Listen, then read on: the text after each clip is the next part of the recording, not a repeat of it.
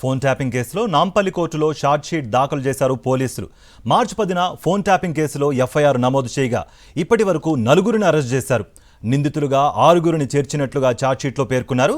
అటు ఈ కేసులో తమకు బెయిల్ ఇవ్వాలంటూ పిటిషన్ దాఖలు చేశారు భుజంగరావు, తిరుపతన్న.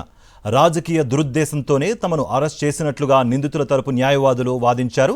కేసులో సాక్ష్యాధారాలను కోర్టుకు సమర్పించలేదని వాదించారు. అయితే ఛార్జ్షీట్ దాఖలు చేసినప్పటికీ ఇంకా విచారణ జరపాల్సి ఉందని, నిందితులకు బెయిల్ మంజూరు చేయొద్దని పీపీ వాదనలు వినిపించారు. ఇరు వర్గాల వాదనలు విన్న న్యాయస్థానం తీర్పును రేపు వెల్లడించనుంది.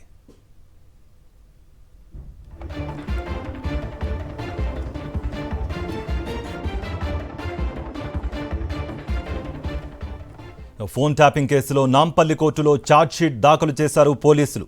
మార్చి 10న ఫోన్ ట్యాపింగ్ కేసులో ఎఫ్ఐఆర్ నమోదు చేయగా ఇప్పటి వరకు 4గురిని అరెస్ట్ చేశారు. నిందితులుగా 6గురిని చేర్చినట్లుగా ఛార్జ్షీట్లో పేర్కొన్నారు.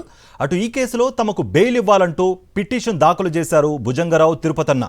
రాజకీయ దురుద్దేశంతోనే తమను అరెస్ట్ చేసినట్లుగా నిందితుల తరపు న్యాయవాదులు వాదించారు. కేసులో సాక్ష్యాధారాలను కోర్టుకు సమర్పించలేదని వాదించారు. అయితే ఛార్జ్షీట్ దాఖలు చేసినప్పటికీ ఇంకా విచారణ జరపాల్సి ఉందని, నిందితులకు బెయిల్ మంజూరు చేయవద్దని పీపీ వాదనలు వినిపించారు. ఇరు వర్గాల వాదనలు విన్న న్యాయస్థానం తీర్పును రేపు వెల్లడించనుంది. ఇదే అంశానికి సంబంధించి మరింత సమాచారం మా ప్రతినిధి వాసు అందిస్తారు. వాసు,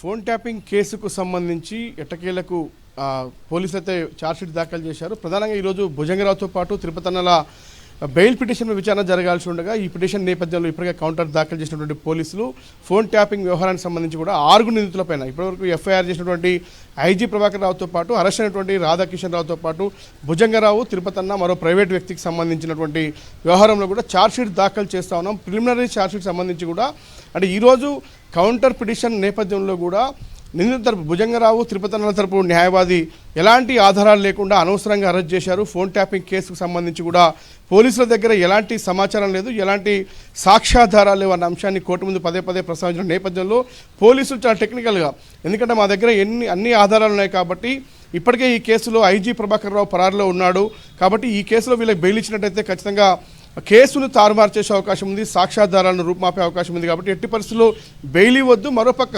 ఛార్జ్షీట్ కూడా మేము ఫైల్ చేస్తూ ఉన్నాం. కేవలం ఇది ఫిబ్రవరిలో కేసు నమోదైతే 5 నెలల లోపే ఛార్జ్షీట్ దాఖలు చేస్తున్నామంటూ కూడా కోర్టు ముందు ఒక అంశాన్ని లేవనెత్తారు. ఛార్జ్షీట్కి సంబంధించి కూడా ఇది ఒక ప్రిలిమినరీ ఛార్జ్షీట్ మాత్రమే, మా దగ్గర పూర్తి ఆధారాలు ఉన్నాయంటూ కూడా కోర్టు ముందు ఉంచిన నేపథ్యంలో ఎట్టి పరిస్థితుల్లో కూడా బెయిల్ ఇవ్వద్దంటూ కూడా ఇలా వాదనలు వినిపించారు. అయితే ఛార్జ్షీట్లో ఏముండబోతుంది, ఎవరి పేర్లు ప్రస్తావించారు, కేవలం 6 నిందితులపైన మాత్రమే ఈ ఛార్జ్షీట్ దాఖలు చేసి ఇందులో 5 పోలీస్ అధికారులు ఉంటే ఒక ప్రైవేట్ వ్యక్తి, ఒక మీడియా ఛానల్ చెందినటువంటి ఒక ఎండీ ఉన్నాడు. అతని పైన కూడా మొత్తం 6 పైన ఈ ఛార్జ్షీట్ ఫైల్ చేసినట్టుగా పేర్కొన్నారు. అయితే ఒక టైం తీసుకోవడం జరిగింది కోర్టు దగ్గర. పూర్తి స్థాయి ఛార్జ్షీట్ కూడా మేము సిద్ధమవుతా ఉన్నాం, అన్ని ఆధారాలు మా దగ్గర ఉన్నాయన్న అంశాన్ని ఈరోజు పంజగుట్ట పోలీసులు నాంపల్లి కోర్టులో ప్రస్తావించారు. మరి ఛార్జ్షీట్ దాఖలు చేసిన తర్వాత కూడా ఛార్జ్షీట్లో లేవనెత్తబోయే అంశాలకు సంబంధించి తదుపరి అరెస్టులు ఉండే అవకాశం ఉంది. ఇక ప్రభాకర్ రావు ఇప్పటికే అమెరికాలో ఉన్న నేపథ్యంలో కూడా ఇప్పటివరకు పోలీసులకు అందుబాటులోకి రాలేదు. కానీ అయినప్పటికీ అరెస్ట్ చేయకపోయినప్పటికీ, అతను విచారించకపోయినప్పటికీ కూడా ప్రభాకర్ రావు చేసినటువంటి ఈ యొక్క అఫెన్స్కు సంబంధించిన ఆధారాలు మా దగ్గర ఉన్నాయన్న అంశానికి సంబంధించి ఛార్జ్షీట్ అయితే ఫైల్ చేశామని కోర్టు చెప్పారు. Right Vasu, thank you for the brief.